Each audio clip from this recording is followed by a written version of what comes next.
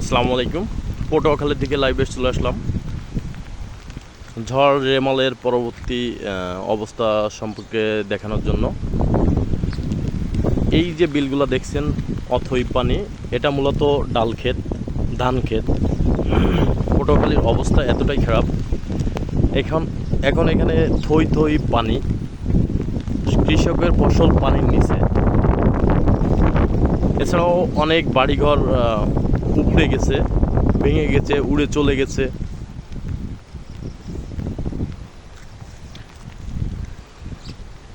ধন্যবাদ। আশা করি আপনারা সকলে দেখতে পাচ্ছেন কি অবস্থাতে আছে এখন।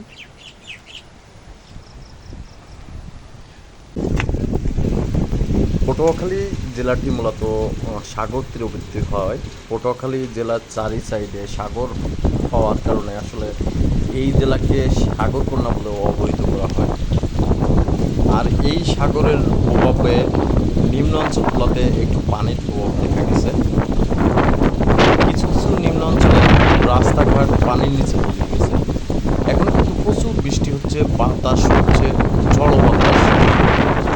পাশাপাশি এই যে বিলগুলা আপনারা দেখতে পাচ্ছেন, এই বিলগুলো আসলে ফসলের মাঠ।